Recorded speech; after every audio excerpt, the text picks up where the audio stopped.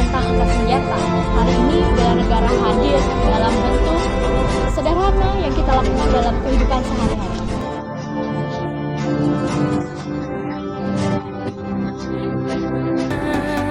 Kampunan jauh di Batu, Gunung San sebaku liliang, takkan aju kawan-kawan lamu, sangke basuh yang surya.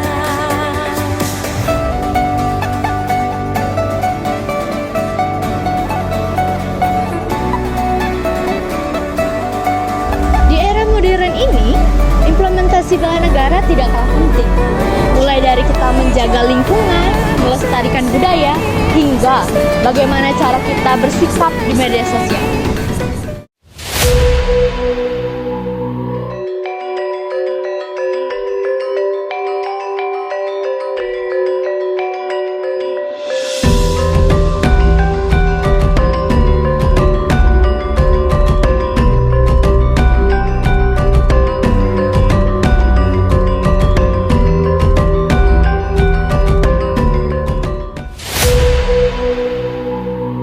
Jadi pada pagi hari ini saya bersama Ibu Gita, salah satu dosen di Politeknik Negeri Bali. Jadi langsung saja saya wawancara Ibu ya. Menurut Ibu, apa arti bela negara di era modern, khususnya bagi generasi muda seperti mahasiswa? Menurut saya, konsep bela negara saat ini tentunya berbeda dengan konsep bela negara yang selama ini kalian pahami. Bela negara bukan hanya atau bukan semata tentang bagaimana kita membela negara dengan cara berperang, mengangkat senjata, atau menjadi tentara, menjadi polisi.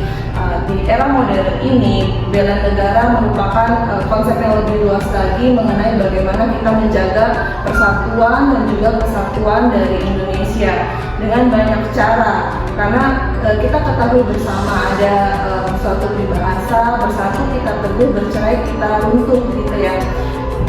Bagaimana cara kita bersatu? Ya, hal-hal yang bisa kita lakukan untuk mempersatukan bangsa, itulah yang disebut dengan bela negara. Dari saya. Apa contoh konkret tindakan bela negara yang bisa dilakukan mahasiswa dalam kehidupan sehari-hari? Contoh konkret yang bisa kalian lakukan paling terlihat saat ini itu sebenarnya sudah kalian lakukan, hanya mungkin kalian tidak sadar. Yang pertama, saya ke Ano dulu ya. Nah, Ano saat ini menggunakan pakaian adat dari Bali gitu kan. Ano tahu nggak kenapa pakai pakaian adat? Hari Kamis. Karena hari Kamis, ya hari Kamis kita pakai pakaian adat itu karena ada peraturan gubernur yang mengharuskan kita berpakaian adat di hari Kamis ataupun di saat purnama dan tilem. Nah, ini salah satu cerminan dua hal. Yang pertama adalah kita mengikuti atau taat terhadap aturan dari pemerintah dan juga aturan dari Politeknik Negeri Bali. Kemudian yang kedua itu kita melestarikan budaya. Melestarikan budaya adalah salah satu contoh konkret mahasiswa, hal-hal yang bisa dilakukan oleh mahasiswa, salah satunya melestarikan budaya. Kalau bukan kita, siapa lagi yang mau melestarikan budaya? Kalau contoh konkret lainnya cukup banyak ya. Sebenarnya sadar atau tidak sadar sudah kalian lakukan. Contoh lain adalah mendukung produk lokal. Hati-hati saat kita menerima suatu berita, kemudian seringkali mahasiswa itu langsung share kepada keluarga, share kepada masyarakat dengan cara share di story-nya. Itu tentunya kalau berita itu tidak bisa dibuktikan kebenarannya, jangan di-share terlebih dahulu. Kita harus buktikan dulu supaya tidak membuat gaduh dan tidak merugikan orang lain seperti itu. Baik semuanya, itu saja video wawancara kami pada pagi hari ini. Terima kasih pada Ibu Gita sudah meluangkan waktunya pada kami. Terima kasih.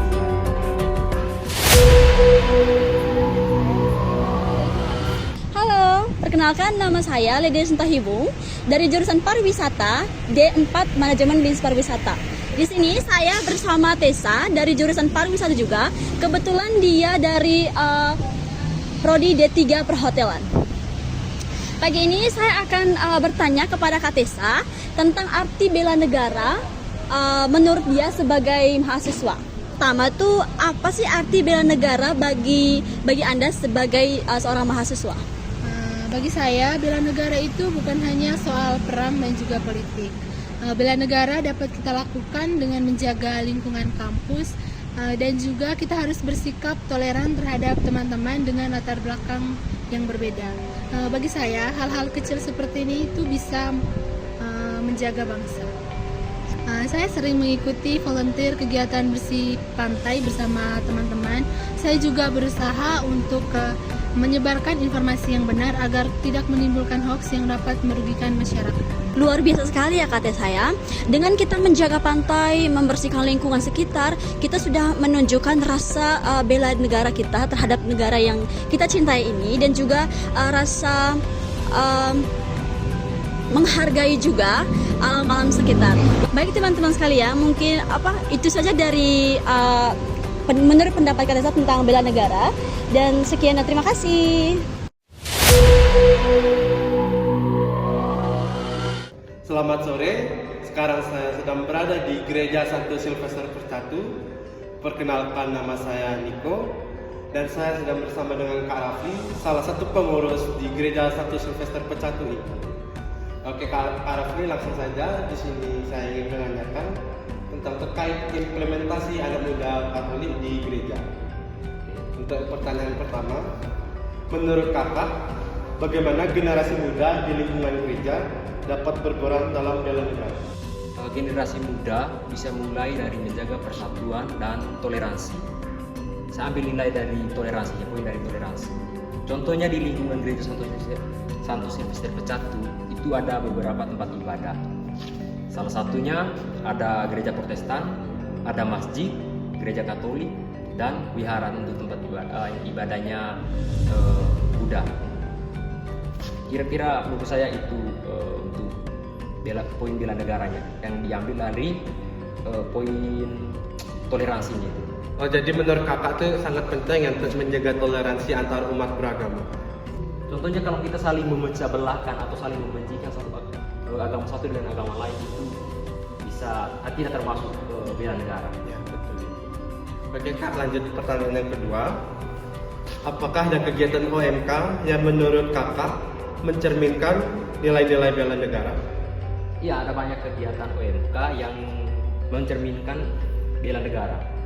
Yang pertama, pada beberapa bulan lalu kita ada kunjungan ke panti asuhan, memberikan bantuan ke sana. Terus yang kedua itu membersih lingkungan gereja. Habis itu merekrut anak-anak yang sudah menjauh dari lingkungan gereja, itu entah di masjid, itu kita rangkul semua menjadi satu dan menceritakan tentang apa dampak pentingnya kalau kita mendekatkan diri dengan agama. Gitu. Pokoknya nggak ada namanya ada yang kasta tertinggi, ada kasta terendah. Kita sama rata semua, nggak ada yang kaya, nggak ada yang miskin. Kita di mata Tuhan itu hanya satu ya, sama semua. Sekian wawancara singkat dari saya bersama dengan Kak Rafli.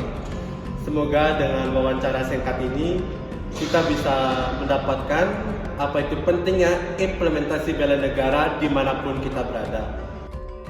Rela berkorban bukan semata-mata tentang besar dan kecilnya aksi, tetapi bagaimana cara kita mendahulukan bangsa dan masyarakat.